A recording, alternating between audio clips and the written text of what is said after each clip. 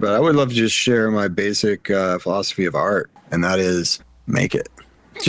Just make art. We need more of it. Part of art is not beholding the art. It's not going to see the Mona Lisa. It's creating the piece of art. It's what it does to us as human beings, and it's what it does to our community, the way it connects us through ways that are outside of our language and the way that our brain is normally geared to communicating. I think it's the most healing thing we have, and it's the best way for us to connect as humans. And I think we do need to push the paradigm of what is art constantly. I hope that can be inspiring to anybody, but that's what I live by pretty much. Regardless of, I'm gonna make music regardless of whether somebody's listening. But it really is great to be able to connect over it as well. You're listening to the Freio Music Podcast. To the Freio Music Podcast.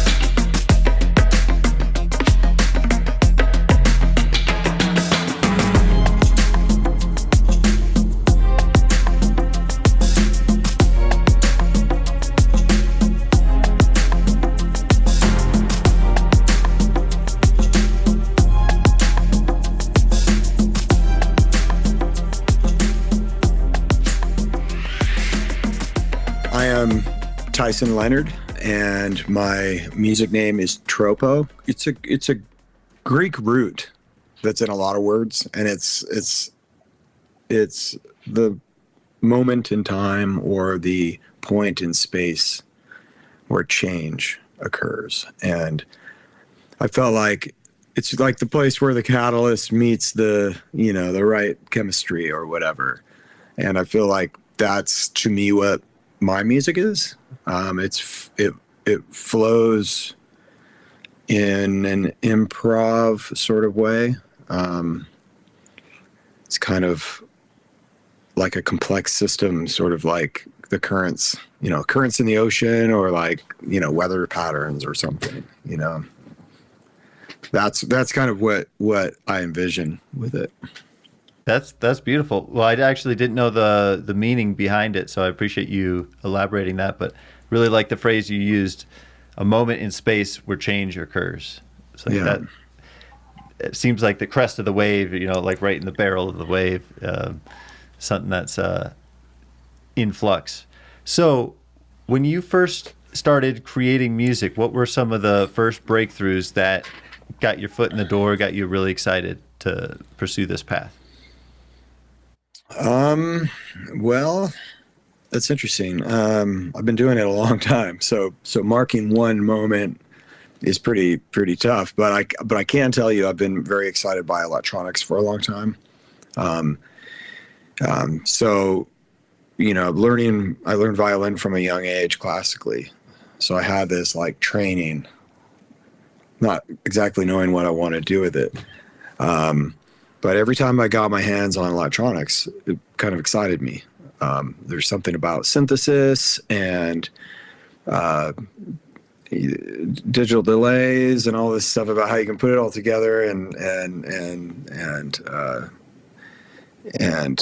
kind of create some magic that wasn't there just in the basic playing of the instrument, which maybe I was overlooking or taking for granted that part. But I had been working on my instrument for a long time, so it wasn't exactly my focus. But I will tell you, when computers started to really be able to work as an instrument And before Ableton Live, there were some other things that excited me, but Ableton really for me was like, wow, okay, so I can do a lot of the stuff that I've wanted to do for a long time. I guess I was excited by electronics, but never wanted to make just strictly electronic music. And it actually held me back from getting more into electronic music because I always wanted to be a performing aspect. And the truth was, like, you know, some of my favorite artists when I was younger, like Underworld. I don't know if you know those guys. British group. They were making live techno and live house. But it never excited me to make a track without performing with it. And so I have to say, like, of my whole life playing music, this last 10 years have been the most exciting, just because of what Ableton offers, you know, and being able to process audio in real time. It's pretty amazing. Yeah, for sure. And I know some artists that actually quantize their playing in real time. And I feel like that's a very interesting approach too. So when you are starting to record, let's say you're sitting down from a blank slate today and you want to start a song, how does it typically go? Of course, every song is unique, but where does it start? How do you open the project? What's the first layers? Every song is unique. I have to say, like, sometimes I'll come across like a way to get something started that turns out to be really easy and it's exciting and repeatable. So, like, something I've gotten into lately is this guy right here. You know, this machine. And this is the Machine Plus, so it doesn't need a computer. And at first, oh, cool, I'm going to get the Machine Plus, I'm going to use it, I'll still use the machine, whatever. But the way I use machine is, like, just as ideas. So this thing has been cool because now I'm like, I'll take it somewhere with me. Like, if I'm going to be in a hotel or whatever, and I'll just make all these, like, sketches that take me, like, really, I'll spend about 5 minutes creating a sketch and then I'll move on to another one. So some of my newer stuff has been that. It's been great. Like, say, like, a cozy, rainy evening, and I just create a bunch of these things. And then I'll go back and look at them later. But, you know, sometimes things start with a violin, like, scale that I've been messing with, or something that inspired me from some world music, like a different sound or something, or a guitar lick. But, you know, honestly, I kind of do this thing where I throw a bunch of mud at the wall and, like, one thing will stick, and that one thing ends up getting a lot of production time. So then I'll work on it, you know, where yeah. And how do you know what is the thing that sticks? So let's just say, you know, you're just tossing ideas out on different instruments. It's just something about a melody or a sound or a feeling that sticks out, and then everything else gets deleted? It's going to be like, do I like it? I mean, and I don't delete anything, because sometimes I'll go back and find it, you know, long after. But yeah, it's just like, do I like it? Is this something that I can imagine being? Honestly, I think about my live set, because even though I've recorded a bunch and I'm getting more and more into releasing my music, and I have started thinking more about what that recording is going to be standing on its own. But honestly, the main thing I'm thinking is, like, am I going to want this in my set? And, like, where would I put it? Like, where would this be? Is this going to be like, am I going to, like, try to move into this, drop this super mellow house vibe? Like, where am I going to do that? Or is this like totally funky other thing? Like, where would I put it? You know, if I can't imagine it in my live set, then I usually just kind of forget about it. Maybe go back to it later. I mean, it could be something that I end up working with another artist, you know, You mentioned electronics that got you going, and ultimately you dove into the box of bits and ones and zeros as well. I see you've got a beautiful studio set up. So, what are some of your favorite go-tos when you're thinking through crafting a sound or capturing a feeling? Like, what are some of your creative filters and this sort of emotion, I'll pick up the violin, or this, I need to go to the keyboard or guitar. It's always changing. And honestly, like for me, it's more about what comes out on the instrument. Like my guitar skills are pretty limited. So if I pick up the guitar and something's working with a track, it's working. And it's going to take me into a direction that I wasn't imagining. Like I usually don't think like, I'm not as much an aesthetics person as some of my other producer friends that are like, oh, hey, this is going to be horns right here. I'm more thinking like, ooh, I like where this is going. Let's see what happens if I pick up the guitar. Let's see what happens if I just turn a mic on and grab all my little, like, I have these placed all over the place just because I'll turn a mic on and just start grabbing stuff and looping. Some stuff will make it into the track. Some things won't. But sometimes I'm just creating beds or whatever. Sometimes with violin, I will just either turn a mic on or get an electric chain, pedals or whatever, and just start playing. And later on, because sometimes electronic music is interesting. I mentioned aesthetics. Like I'm not always thinking about the aesthetics when I'm playing, but it is so much aesthetics, and I don't mean like the look of it, but the texture, the sound of the texture, and the where does it sit, kind of thing. And so I like to go back later and listen to it. So I'll try to be unbridled when I'm playing my violin. And then I'll go back. So you record yourself like many loops. I might play the whole track 5 times and then just pull something else up, completely different, and play some stuff on it, and that way I can go back the next day or a few days later and listen to it. Because, as a listener, I'm going to like something a little different, And sometimes that's where the magic for me, where I find it.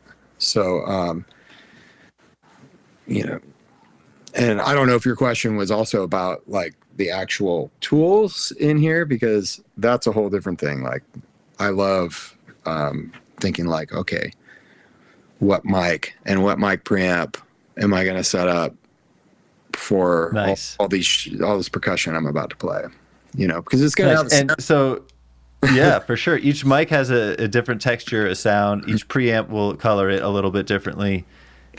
So that's interesting. So tell me about some of your favorite microphones or preamps, or like, nerd out about that for a minute. I could go for hours on this. I know. I'll cut you off. I'll cut you off. Don't worry.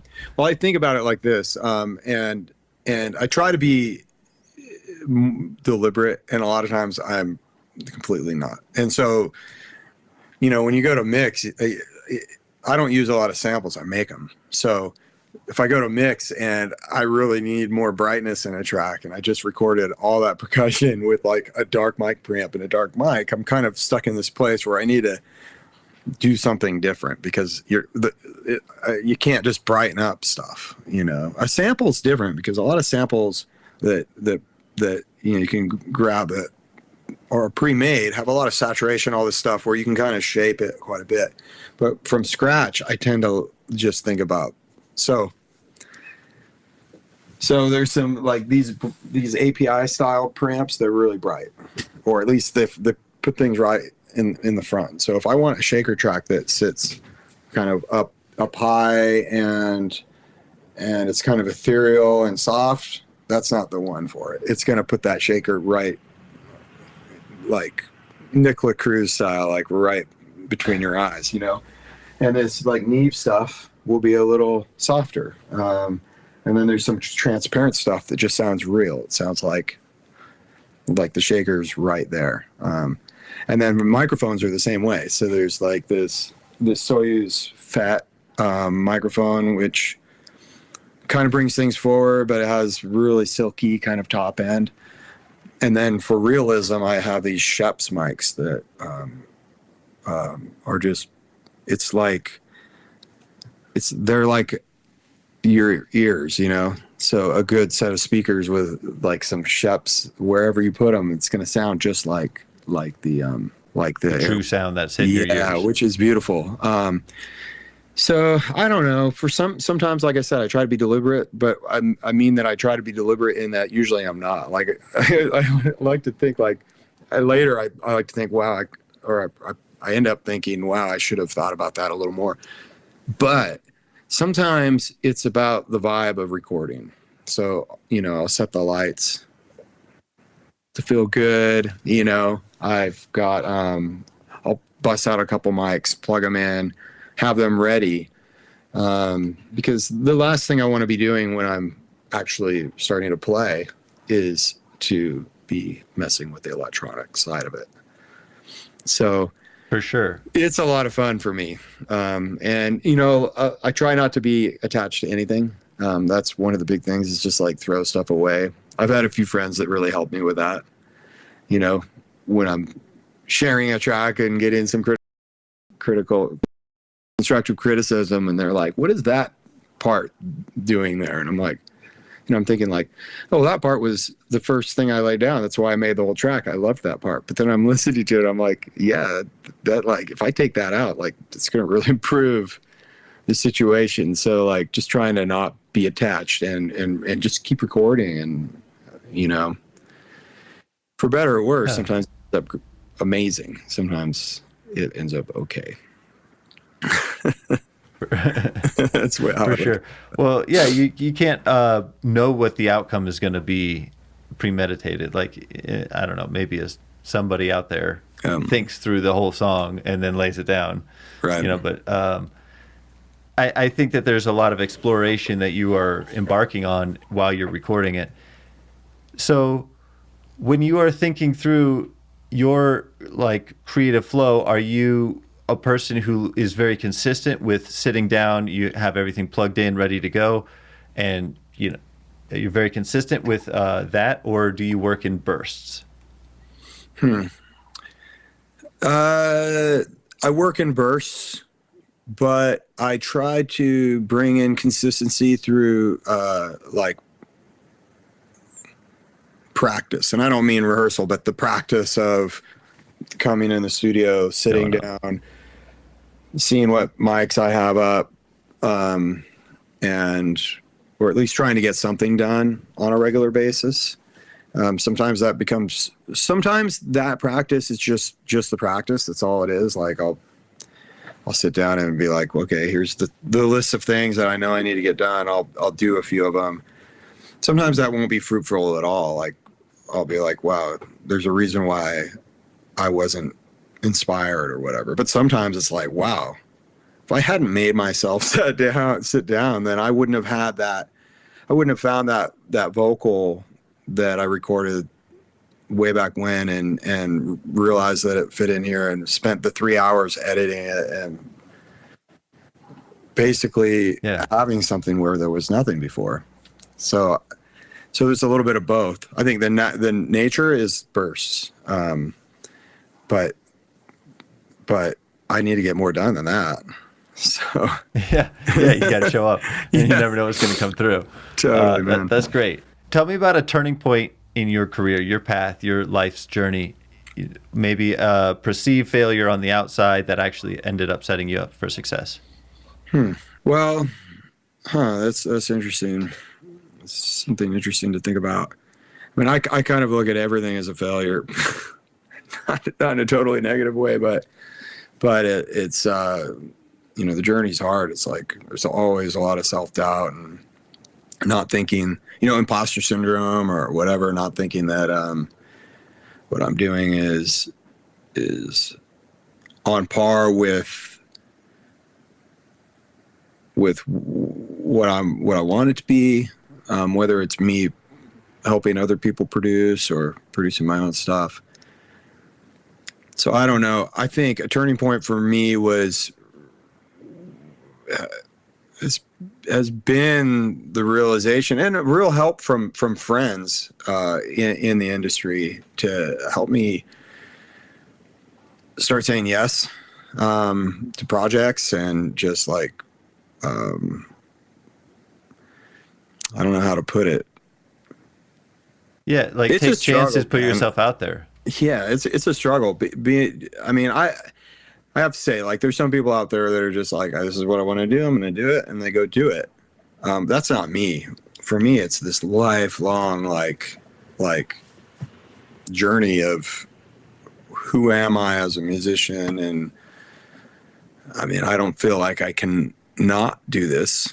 So sometimes I think I've fallen back in a little bit of a comfort zone because of a fear of failure, or a fear of my music not being well received. But the thing is like, there's no such thing, and I guess I'm probably a late bloomer when it comes to that realization. So a big turning point for me is just putting those thoughts aside and trying to work with the best people I can. It's just, so when you're selecting your team and you're deciding who is going to be working and helping you out with the promotion or distribution or whatever elements you decide to collaborate with, even if it's another musician, how do you think through building that team around your creative process? Well, I don't think team building is my expertise, honestly. Fair. Yeah. You're a humble man. Yeah, I just don't think it is. I mean, maybe,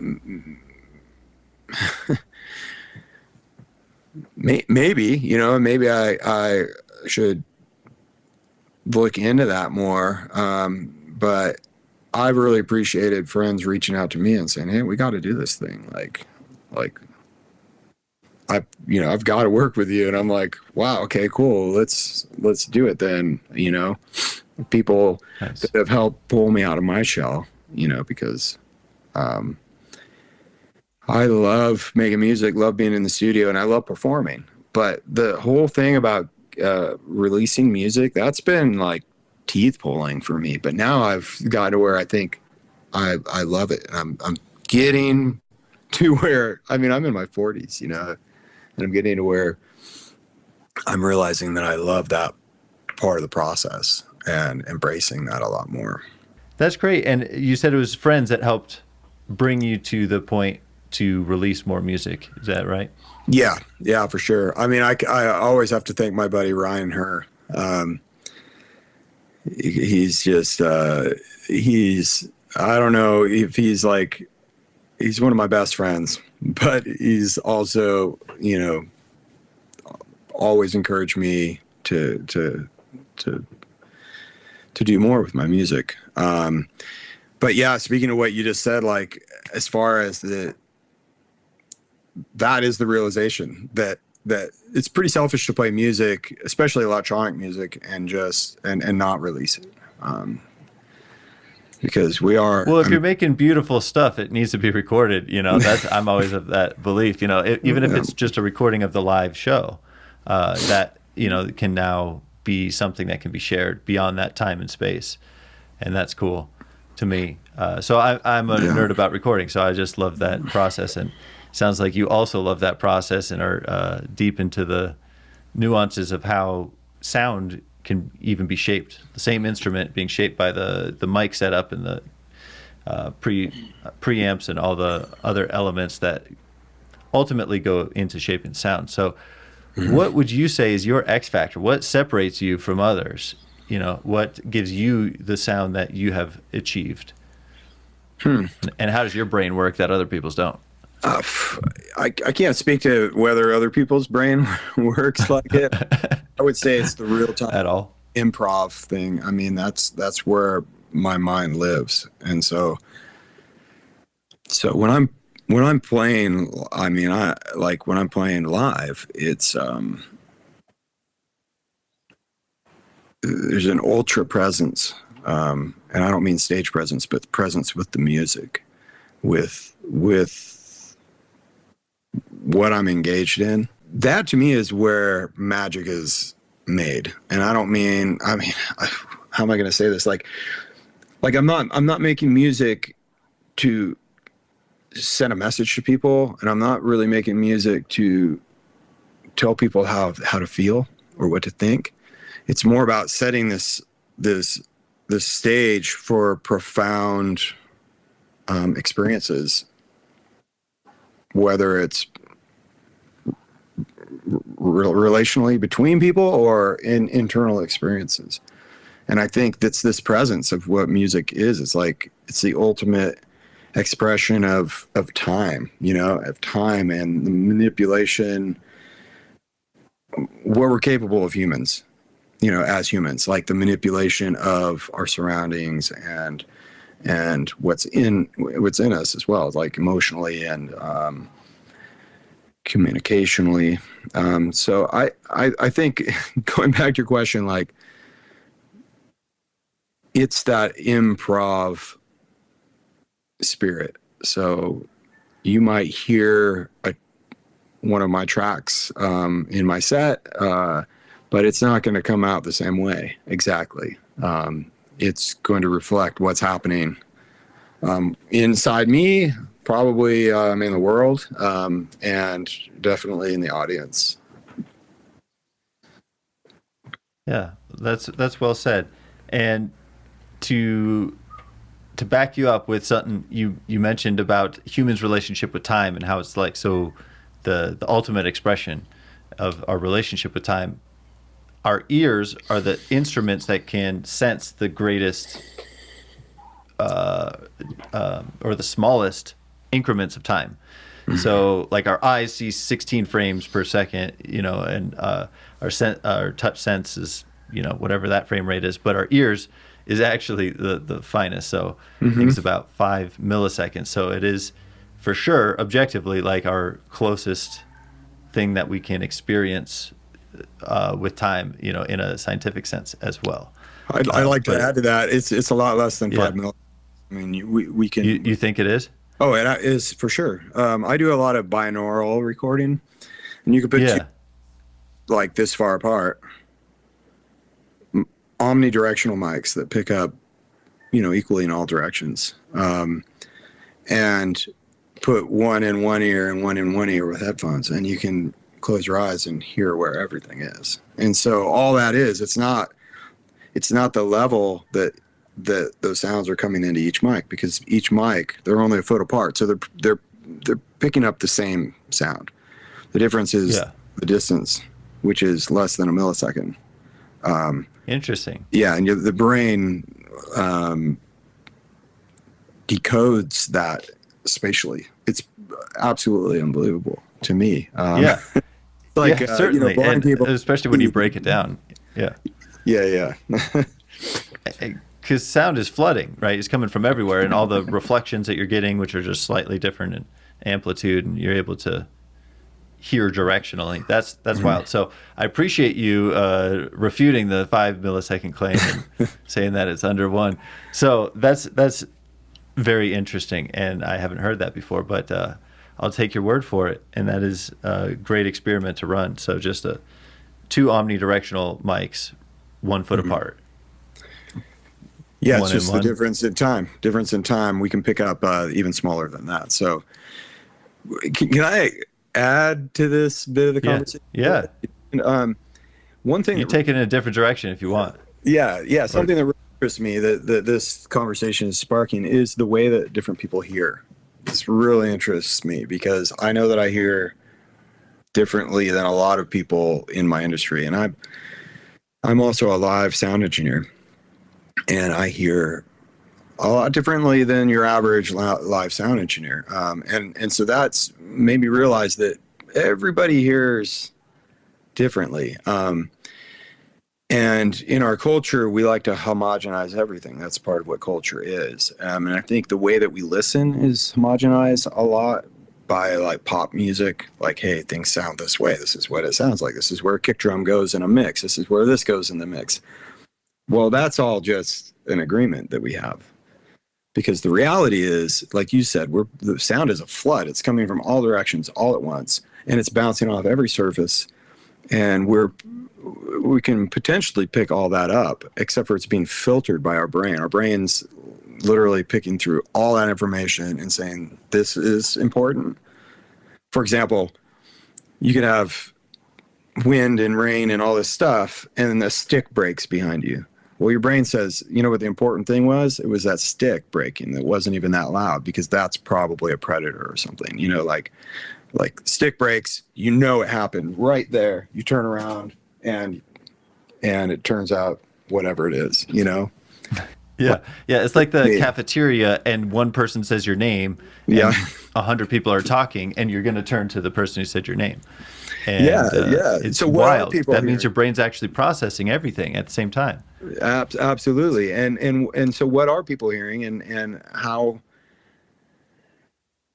can I make music a little less homogenous and more interesting to a lot of different people? And that's kind of something that I'm into. I don't know that I do it well or anything, but it's something I'm aware of, you know, and helping people hear differently. There's some artists out there. I mentioned Nicola Cruz. I mean, I love his music. I'm not like his biggest fan or anything, but I love his music. And one of the things I really like about it specifically isn't the music itself. It's how he mixes it.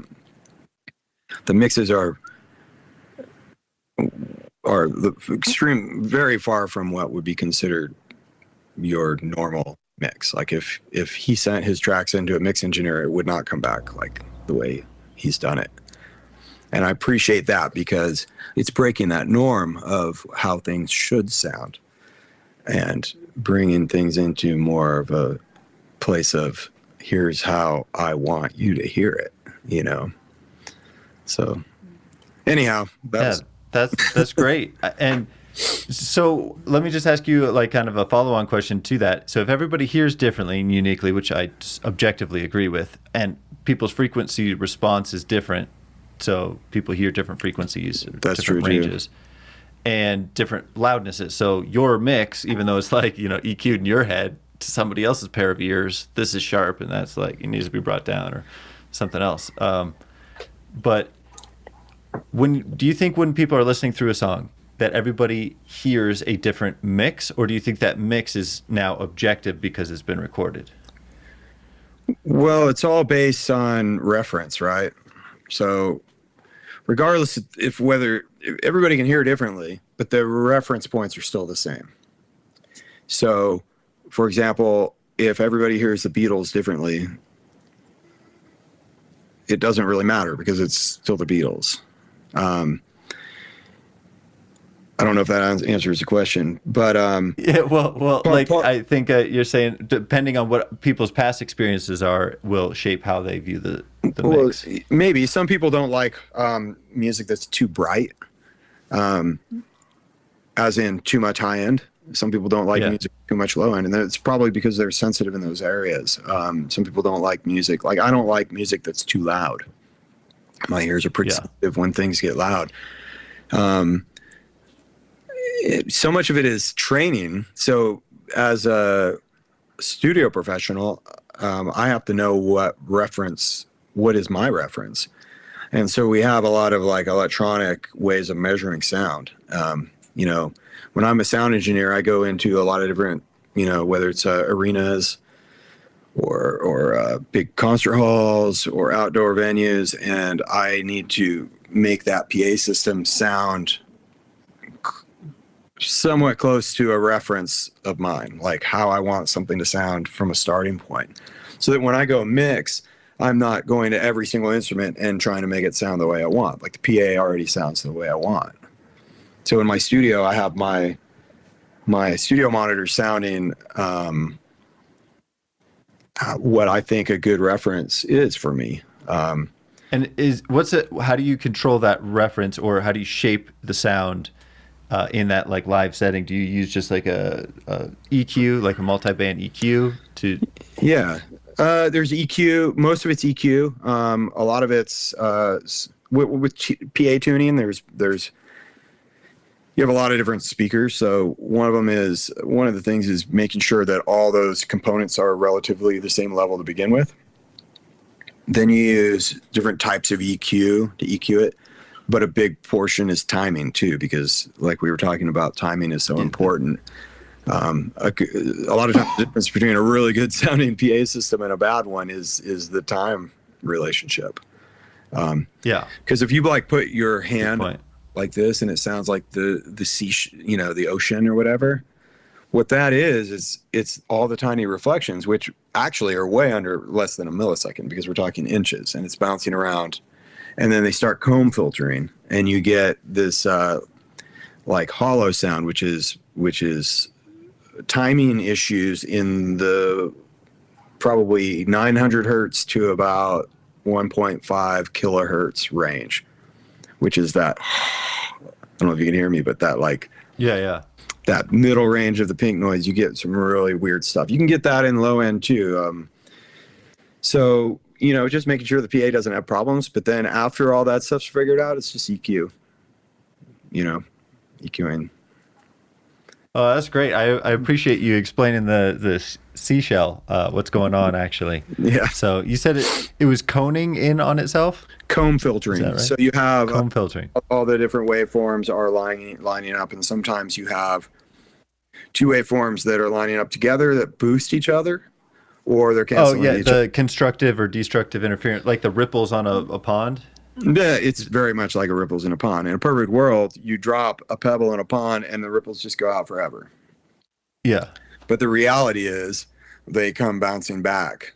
And those ripples in a pond, the amplitude is lost pretty quickly, but with sound, it's, sound can travel pretty far. So, the smaller the room, the bigger the issues. My studio is pretty small, but luckily I have some speakers that deal with it really well. And yeah, I guess you were talking about turning points in production. I would say like getting my room dialed in, like being really serious about it. That's been a big turning point for me, which I kick myself for not having done that 20 plus years ago, because hey man, the best time to plant a tree was like 20 years ago, right? But second best time is now. Yeah, exactly. The tree is a great analogy there. So having a comfortable place to produce and mix and listen in is probably more important. Like, we could get rid of all these, like I could take one little input to my computer, a mic pre and one mic, and do everything that I do, as long as the room sounds good and my monitoring is good and I have the tools in the digital domain, the plugins. This stuff just makes it a lot more interesting, a lot more palettes. It's like different types of paints, whether I'm using acrylic versus oil versus watercolor. But none of that matters without that reference point of understanding, like, hey, my ears change from day to day. So how do I tell that? Well, I know my ears are changing day to day because I know that my reference point is staying the same. I can listen to the same thing one day. I can listen to something in the morning and then later on in the day and think of it totally differently. I start to lose my dynamic range later in the day. So if I'm dealing with compression and limiting, I have to listen to that in the morning, or else I just lose it. I just start turning my monitors up louder and getting worse results, Yep. Yeah, and your ears just get tired if you're listening for a really long time to very fine details. Yeah. And the brain, I think brain gets tired too. It just stops processing, like stops knowing what to process in and out, and it just starts sounding like noise or whatever. So I want to transition to talking about a few of your songs. So first one I like to start with is Tribes.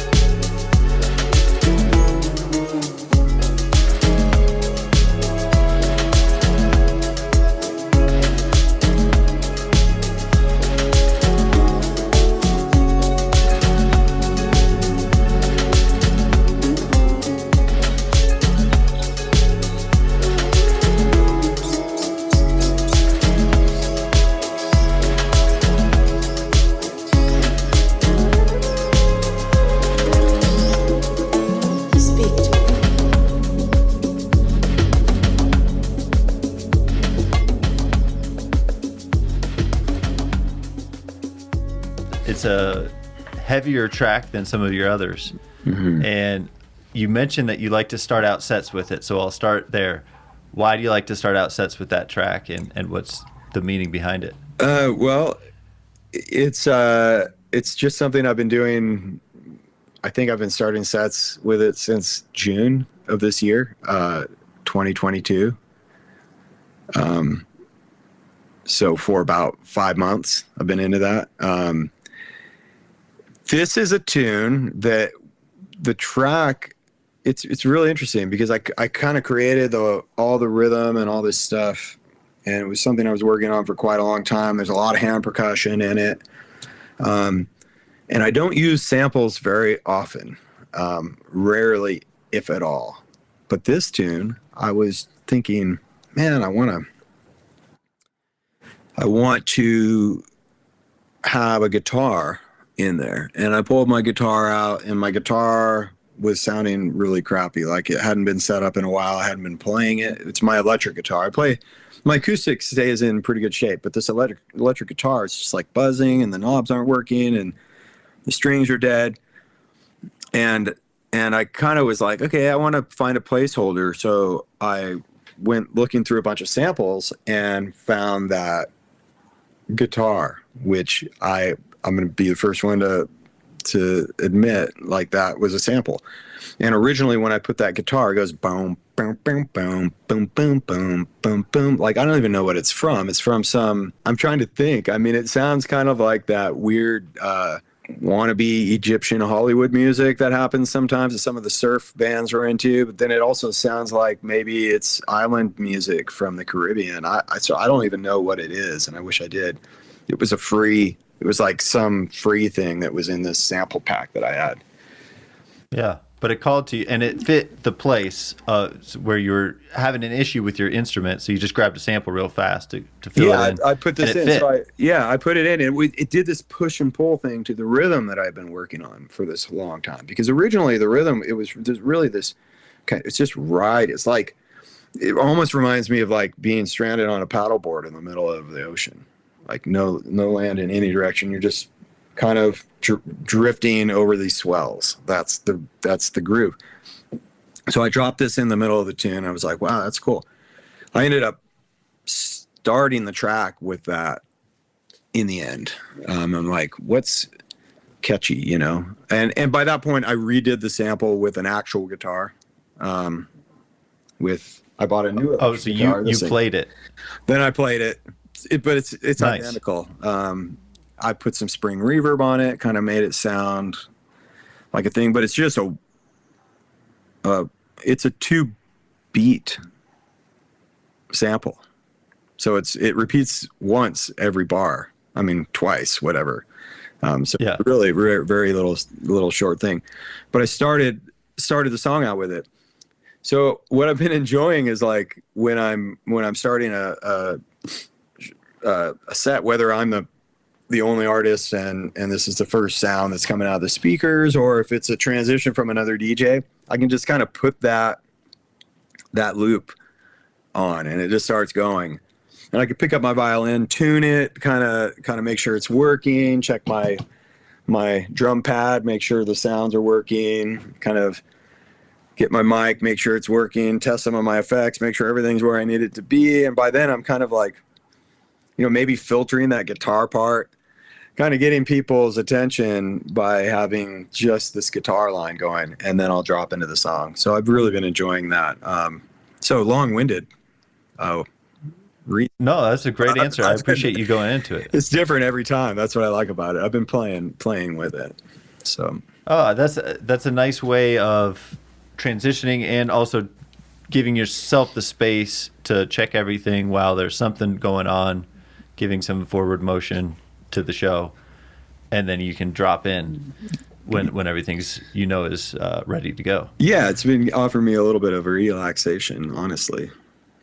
Yeah, it's like a little meditation too to get going. You got to check this, check that. All right, everything's going, and you still got the beat, the tempo in your head, and obviously it's now permeating the room too.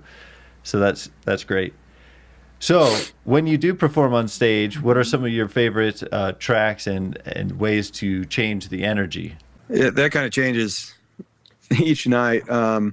Right now, I've been really enjoying. A lot of times, it's the order that the tracks are in that makes it fun for me. Because if I'm having a good time and I'm really enjoying it and I'm connecting with what I'm doing, the audience usually is. That's what I found. So I'm always trying to come up with creative ways to sort of, I mean, I'm not DJing, but to DJ my own stuff and like how to connect different tunes. I've been enjoying coming out of this tune, my tune Mira.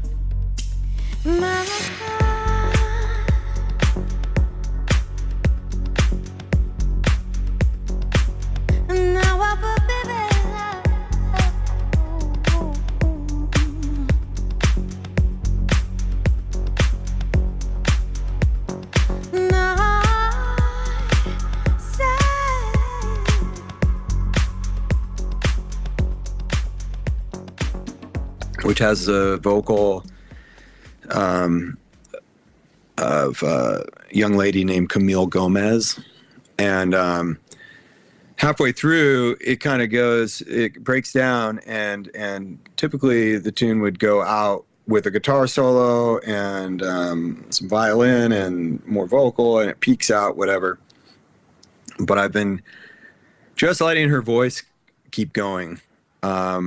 And kind of triggering some of her vocal stuff while I drop in a remix that I did of Scott Nice tune called Flamingo Lingo. So this it goes from this kind of serious, sexy Camille Gomez to Flamingo Lingo. It's super playful, like a lot of Scott's music is. It's very playful and that transition has been inspiring me. I mean, that gets me going. And then I'm playing violin on this Flamingo Lingo and just having a great time. So I mean, there's a few others like that where a lot of times there's like tracks that are in the same key, or I'll move them into the same key so that I can have a really smooth transition in something that maybe even changing tempos.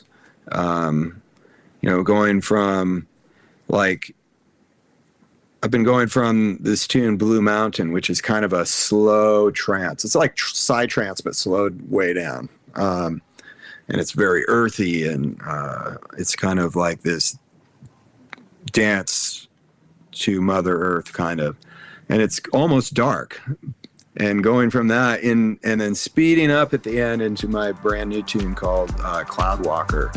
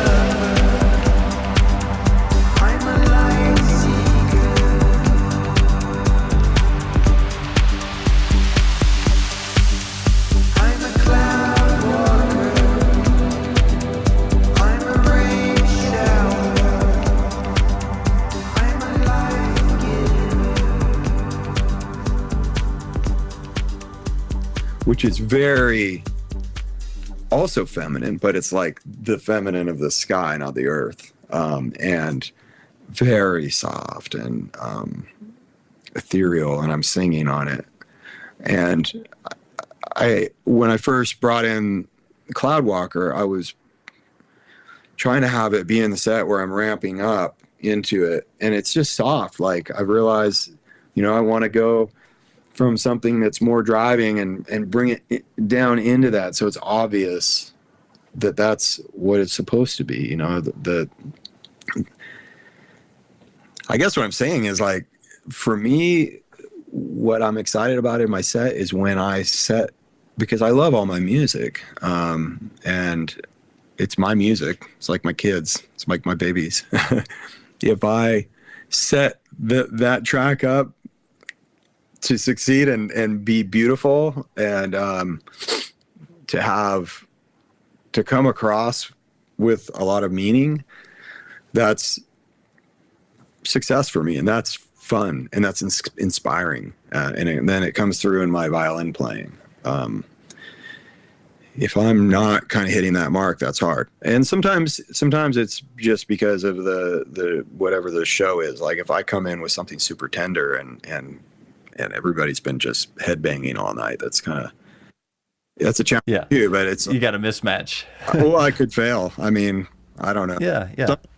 Sometimes it's a success because I am able to bring in this tenderness into that situation. But that's the challenge for me. Oh, that's great. And I like the way that you phrased it, that you have to set up the song for success in the moment. So the song's already been beautifully crafted, but you have to present it in the right way and in the right order and with the right feel for it to live in its own space and feel in the moment. So that was well said on your part. I appreciate that. Thanks. So Disco Dreams is another one of your songs that I feel like has a higher energy driving force.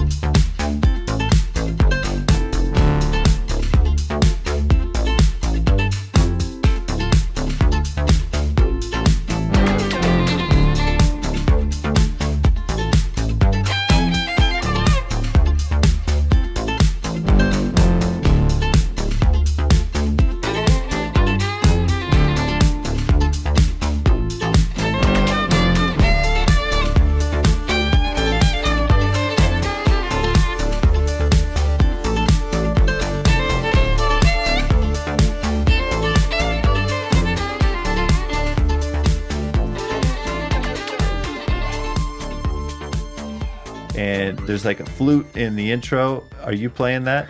No, I don't play flute. Okay. The flute is Timo Beckwith.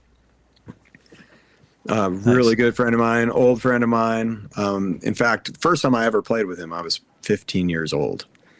Oh, wow. So you guys go back. That's great. Back. And he makes his own drums. He's a great percussionist, but he also plays flute. And he was in my studio Nice. just playing drums. Actually, we were getting a bunch of samples for a different track, and he's like, "Hey, I brought my recorder," and I'm like, "Oh, cool. Yeah, what do you got?" So I think we just recorded him over some drum sample we had just recorded, totally out of context, and then I see. I brought that into this Disco Dreams. It might have been the seed, sort of. Might have been what kind of got it going. Interesting. Yeah. Well, it starts out with that, and then there's like some real funky guitar strumming going on.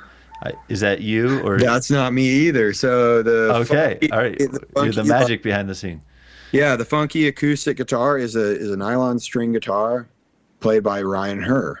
And it's interesting because Ryan and Timo and myself were all friends. We don't live in the same place anymore, but we get together. Nice. And we weren't in the studio for that. That was one that Ryan was like, I think he had some gigs and was traveling through town, and he stopped by, and that's probably all we did was just that tune that day.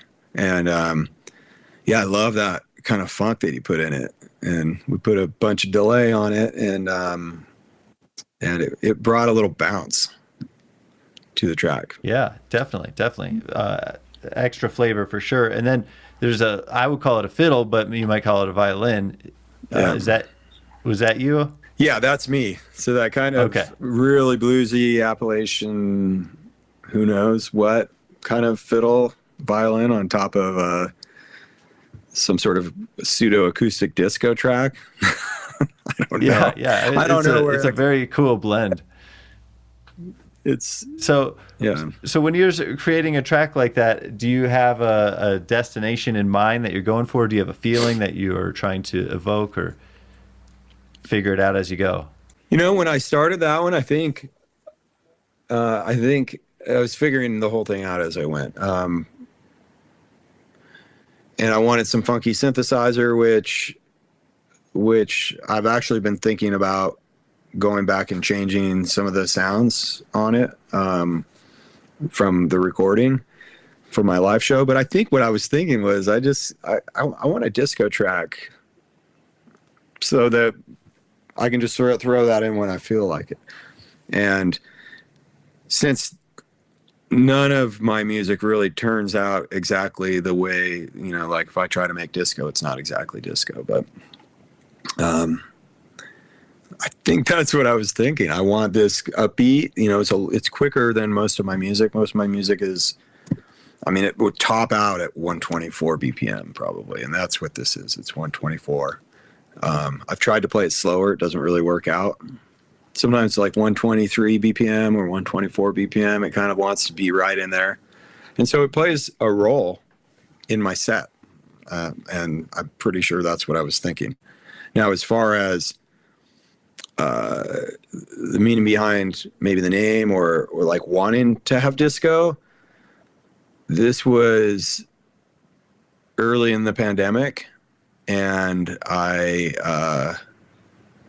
we were all doing this online concerts and stuff, and it was like, we're dreaming of disco.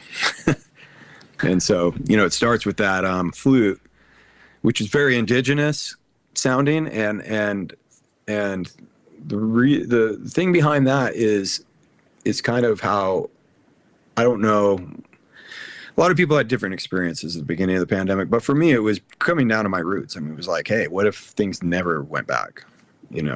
Like what are my values? What am I doing? Like, so I'm playing music, but like, it has to be for me in the end of the day or whatever. So that's where that tribal kind of indigenous sounding flute comes in. And then of course it goes right into the dance party.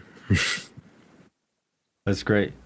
Yeah, I definitely remember those early festivals and online things that happened, and also the drastic silence that you could actually hear the birds and not the traffic, where I lived. Yeah. So that was same here.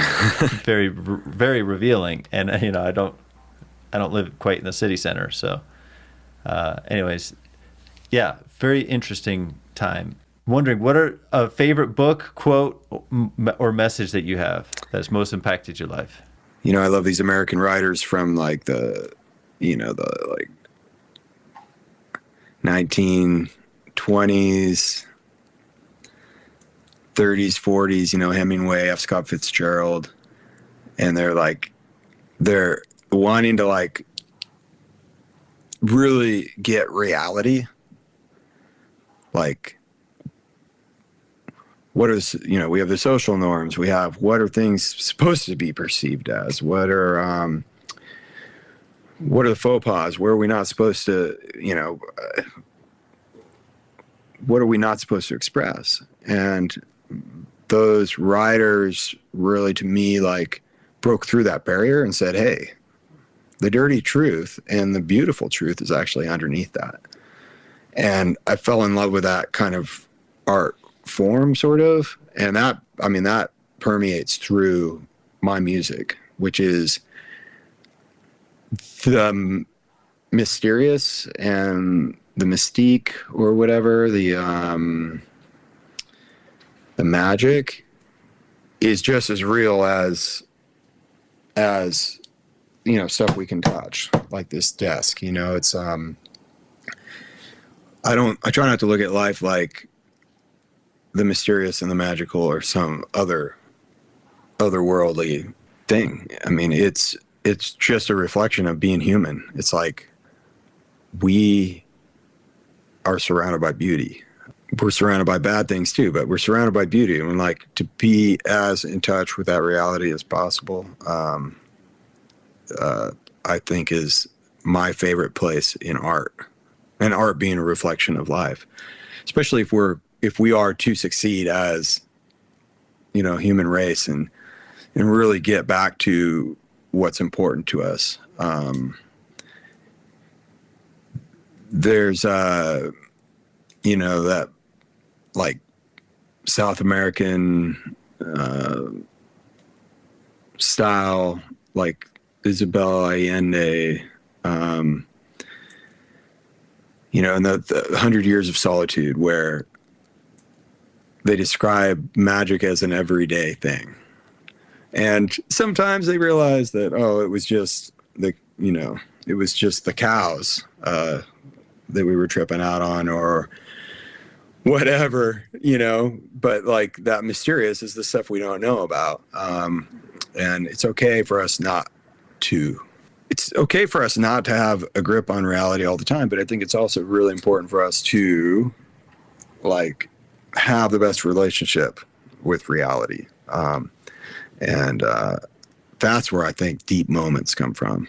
It's what I'm trying to express in my music. It's not, so that's not a quote, but that's, as far as like writing and, literature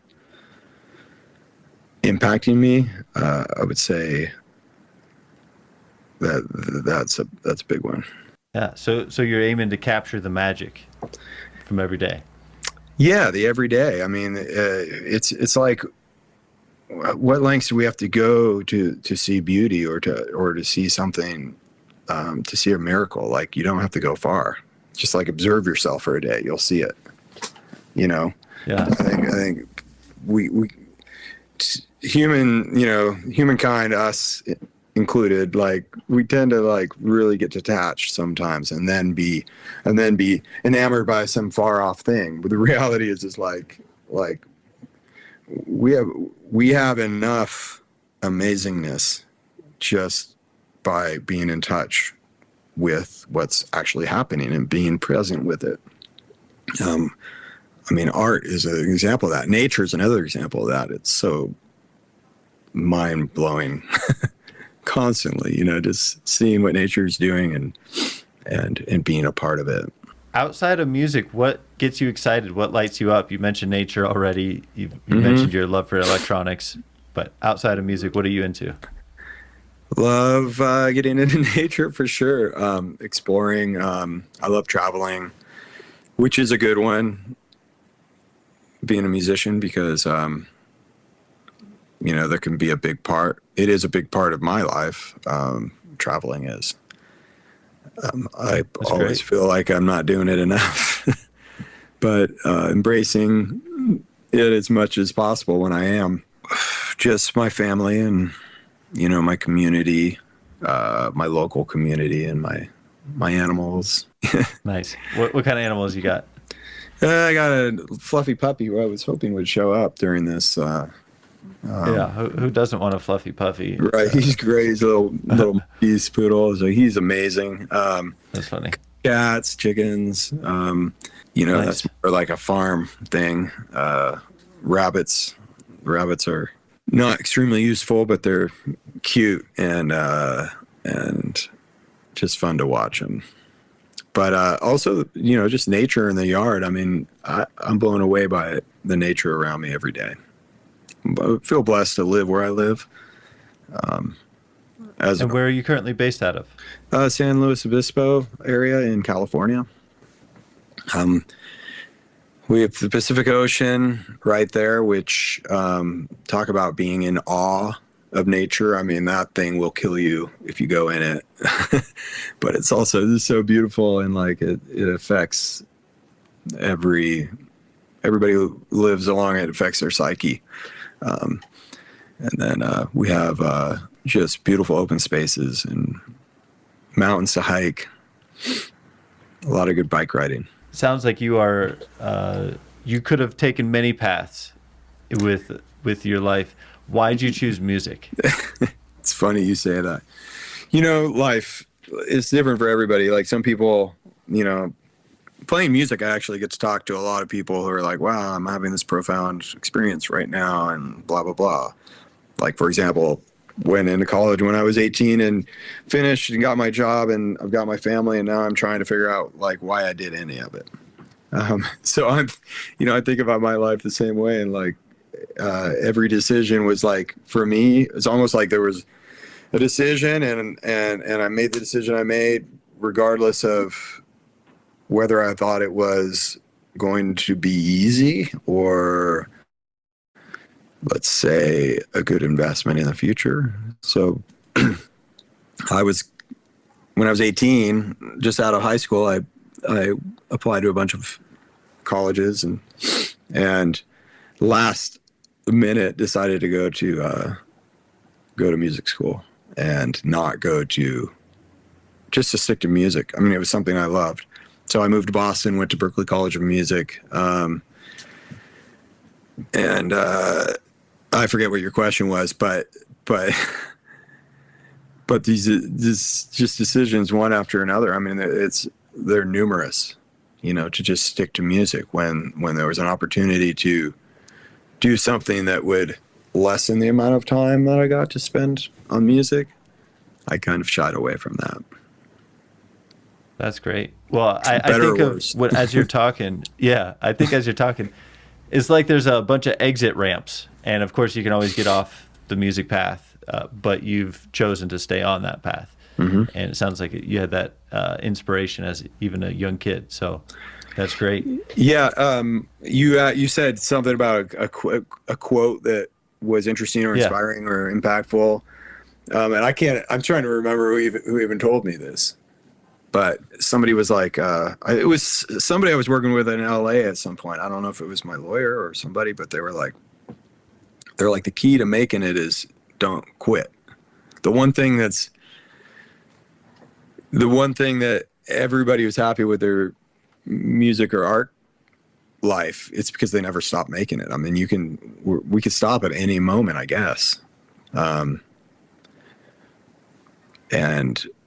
to me, that's not really an option. Just, I'm going to keep going. People talk about retirement. I do not want to ever retire from music. It's not on that's great. Not the plan or the path. Well, that's good though. That means that the music will continue to pour forth. I hope that you continue to hit the record button and publish button so that you share it. And even if it's just a live set, live album, those are always fun and a great way to capture the moment and share it with people. I'm ready to start some more live stuff, actually. And I appreciate you a couple times in this because it's something that's technologically not working with the way I'm doing my set right now. So I've got to figure out. Gotcha. So you could just do a stereo XLR feed, and that just captures the master, but then you don't get the fine tuning of like the studio. I'm fine with just the master. The problem is right now my chain doesn't. I have to put a splitter somewhere in there. Yeah, I know what you mean. I've done that. Yeah, and then I had this Zoom recorder, which I started using, and the problem with that is it won't accept line level. So now I'm like, I don't know. It's just like technologically, and it's you could do the XY stereo into Zoom. I know that's not front an of the option. house. It's got to be the. You want the real feed? Yeah, because I get you. You want to capture without I don't the want to audience capture the environment. Over. Yeah, I want to capture the music, and then that can music play into anybody's environment, whether they're speakers at home. So, good point. Well said. But appreciate that. Yes, definitely technological hurdles. As a sound engineer, I believe in you to overcome those. But yeah, really, I appreciate everything that you've been sharing with us today. I want to make sure that we cover any links that people should check out if they don't already know you or your music. What are the best links and platforms that they can connect with you on? I have a link tree, which pretty much will take you to everything. And I think I should just give you that so you could pop it up on the screen. Yeah. You can Google Linktree Tropo and it'll pop up. I think it's the first thing on Google. Perfect. I listen to Spotify myself and SoundCloud, but you can find my music anywhere. I have new releases coming out, hopefully regularly, as long as I'm still here doing this. And I publish shows on Soundkick and Bands in Town. And I appreciate feedback from other musicians or fans anytime. I love to hear what you like that I'm doing. I love to hear even what you don't like that I'm doing, because sometimes I go in a lot of different directions, and I can focus my energy in the direction that my fans would want to hear more of, and that's kind of important. Certainly. So if somebody did want to reach out with feedback, what is the best platform to contact you on? Great question. I think there's something on my link tree for that. Bands in Town is a great way to connect directly to artists. Some artists have, somebody running that for them, but I don't. Yeah. Are you active on Instagram or Facebook? You can find me on Instagram. Instagram is Tropo Musica. And actually, that's the only social media platform that I'm really active on. So, yeah, hit me up on there. Okay. I Cool. will answer and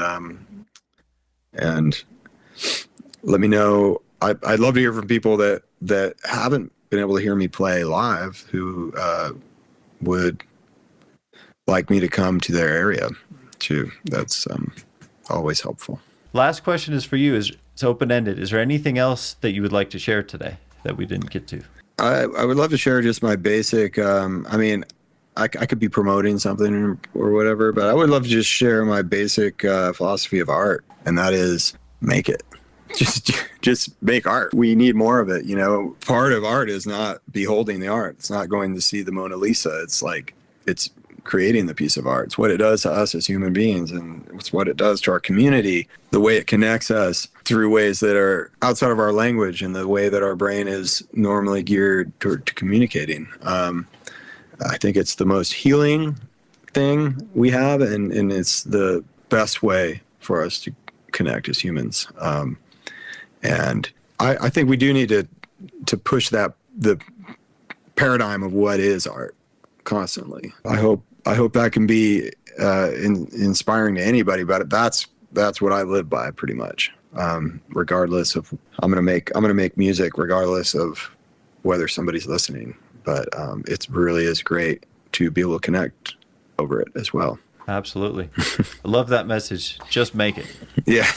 and we definitely need more art. Art has the power to connect across borders, languages, and time and space. Like you were mentioning, artists or writers from 100 years ago, and music can connect people too over time. So it is a very powerful medium. I appreciate you putting yourself out there, putting your art out there and sharing it with the world, not just inside your local venue, because we would not have connected otherwise. So at least it's bringing you additional exposure beyond the live performance. So keep pushing the publish button, hitting record. I appreciate everything that you shared today.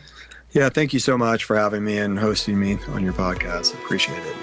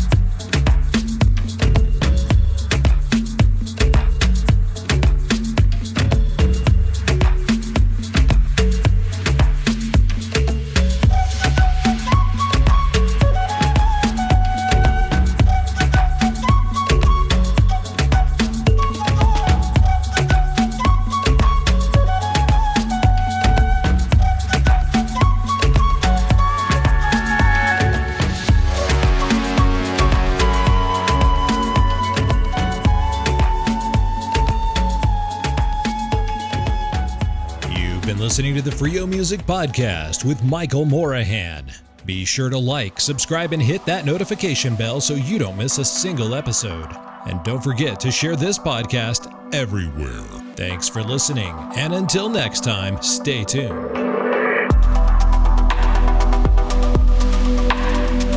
Freio Music, Freio Music, Freio Music, Freio Music. You are listening to Freio Music.